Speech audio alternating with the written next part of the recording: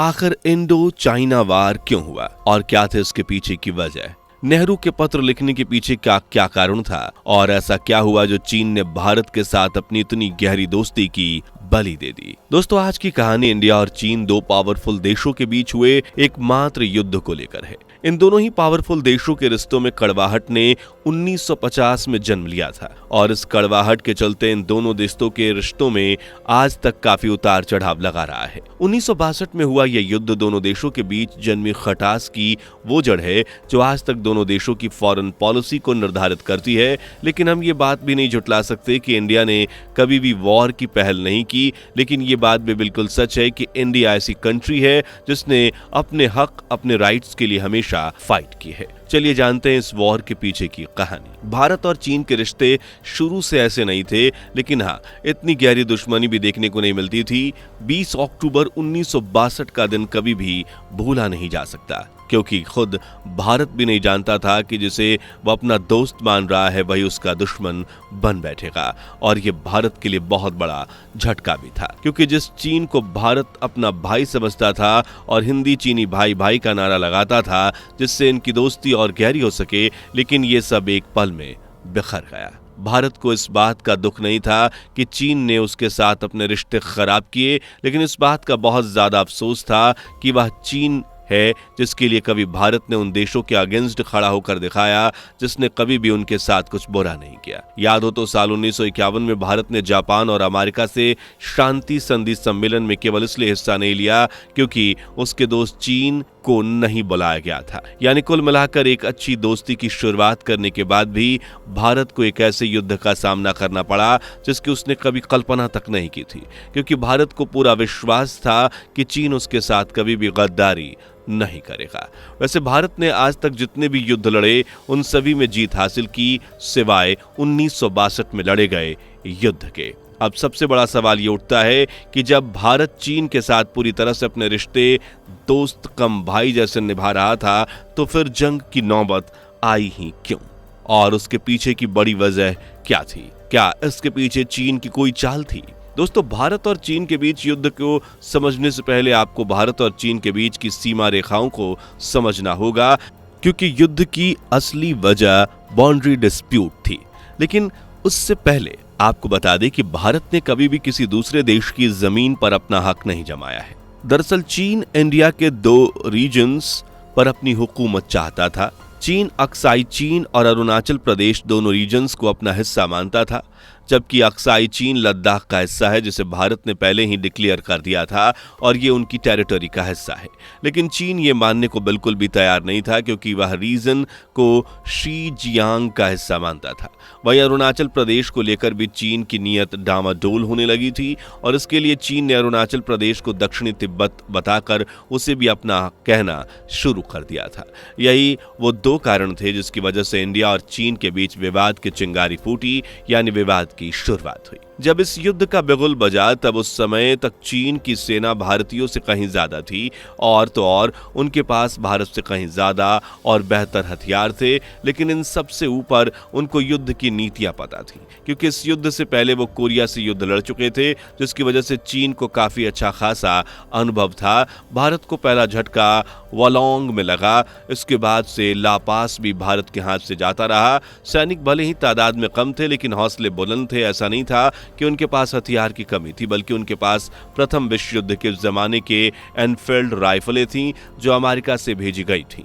लेकिन सैनिकों को उन्हें चलाने की ट्रेनिंग भी नहीं मिली थी। उसके बाद चीन बोमडीला शहर की ओर बढ़े और उन्होंने भारत का 32,000 वर्ग मील के करीब इलाका अपने नियंत्रण में ले लिया। जब हालात आउट ऑफ कंट्रोल हो गए तब भारतीय कमांडर बृजमोहन कौल ने नेहरू जी को समझाया कि हमें विदेशी ताकतों से मदद लेनी चाहिए ताकि चीन पर जवाबी कार्रवाई हो सके। नेहरू जी भी भाप चुके थे कि कोई ठोस कदम उठाए बिना काम नहीं चलेगा, क्योंकि खतरा न सिर्फ असम पर था बल्कि बंगाल और यहां तक कि कलकत्ता पर भी खतरे के बादल मंडरा रहे थे।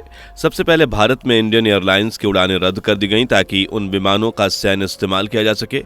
फिर नेहरू जी ने 19 नवंबर को अमेरिका के राष्ट्रपति जॉन एफ कैनेडी को 2 पत्र लिखे। इन पत्रों को खासकर दूसरे पत्र से बहुत गुप्त रखा गया और सबसे बड़ी बात, इन लेटर्स को अमेरिका के राष्ट्रपति के पढ़ने के बाद उसे जला दिया जाना था।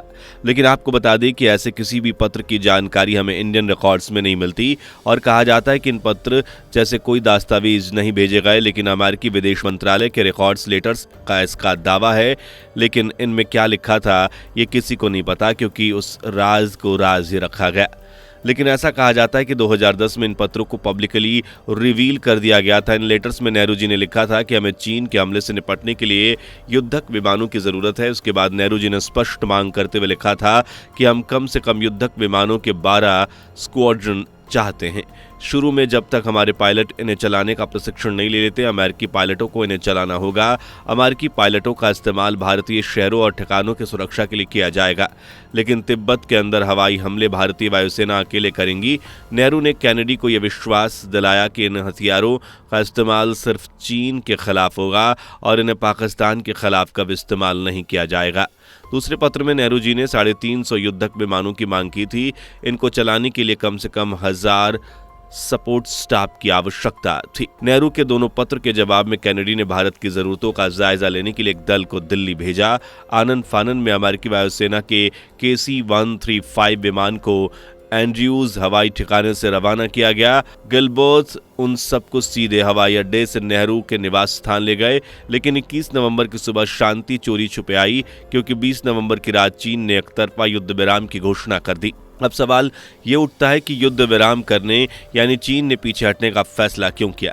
तो दोस्तों, इसका जवाब हमें मिलता है एक किताब में जो कि ब्रूस राइडल ने लिखी थी। दरअसल ब्रूस राइडल्स अपनी किताब JFK's Forgotten Crisis, Tibet and Siya and the Sino India वार में लिखते हैं कि माओ के इस फैसले के पीछे कई लॉजिस्टिकल कारण थे। उसके पीछे बहुत बड़े कारण को बताया गया। दरअसल ठंड का मौसम शुरू होने वाला था और तिब्बत और हिमालय में चीन को मुश्किलें फेस करनी पड़ सकती थीं। जिस तरह से अमेरिकी वायुसेना और ब्रिटेन की रॉयल एयरफोर्स भारत के सहायता सामग्री को पहुंचा रही थी, उससे ये साफ हो गया था कि अमेरिका और ब्रिटेन भारत को सिर्फ नैतिक समर्थन ही नहीं बल्कि सैनिक सहायता भी दे रहे थे। नवंबर आते आते चीन को अंदाजा हो गया था कि भारत इस लड़ाई में अकेला नहीं है और जितनी लंबी लड़ाई चलेगी उतनी मात्रा में अमेरिकी और ब्रिटिश हथियार भी भारत पहुंचेंगे और भारत की मदद के लिए खड़े रहेंगे। ऐसे में चीन का उनसे मुकाबला करना काफी खतरनाक साबित हो सकता है, जिसके चलते चीन ने इस युद्ध में आगे ना बढ़कर अपने कदम पीछे हटाना ही सही समझा और इस तरह 21 नवंबर 1962 को भारत और चीन के बीच छिड़ा ये युद्ध शांत हुआ। ये युद्ध हम भारतीयों के इतिहास का एक ऐसा काला अध्याय है जिसे हम कभी भूल नहीं सकते और इसे भुलाया भी नहीं जा सकता, क्योंकि उसमें हमारे हजारों जाबाज सैनिक शहीद हो गए और उनका परिवार उजड़ गया। लेकिन अगर अमेरिका भारत का साथ ना देता तो क्या होता? अगर 1962 में भारत चीन युद्ध में अमेरिका भारत का साथ नहीं देता तो भारत को सेना और हथियारों की सहायता के लिए सोवियत संघ का रुख करना पड़ता और शायद भारत की स्थिति कुछ अलग होती। 1962 के युद्ध में अमेरिका और यूनाइटेड किंगडम ने भारत को उन्नत हथियार बेचने से मना कर दिया था। इस वजह से भारत को सैन्य सहायता के लिए सोवियत संघ की ओर रुख करना पड़ा था। सोवियत संघ ने भारत को समर्थन देने के लिए कई कोशिशें की। 1962 में युद्ध में भारत को कई कारणों से हारना पड़ा था। इनमें से एक कारण यह था कि भारत की सेना हिमालय क्षेत्र के कठिन इलाकों और मौसम की स्थिति से निपटने के लिए तैयार ही नहीं थी। चीनी सेना पर्वतीय युद्ध में माहिर थी। खैर दोस्तों, इस वॉर में इंडियन ने डिफीट के बाद अपने सभी शॉर्टकमिंग्स पर बहुत ध्यान दिया और आज इंडियन आर्मी दुनिया की टॉप 5 स्ट्रॉन्गेस्ट आर्मी मानी जाती है। वीडियो आपको कैसी लगी कमेंट सेक्शन में जरूर बताएं। वीडियो को लाइक, शेयर और चैनल को सब्सक्राइब करना ना भूलें। साथ ही साइड में बने हुए छोटू से बेल आइकन को भी प्रेस कर लें। मिलते हैं अगली वीडियो में, तब तक के लिए हमें दीजिए इजाजत। दोस्तों, आपको स्क्रीन पर 2 और वीडियोस दिखाई दे रही हैं, जिसे देखने के लिए स्क्रीन पर क्लिक करें।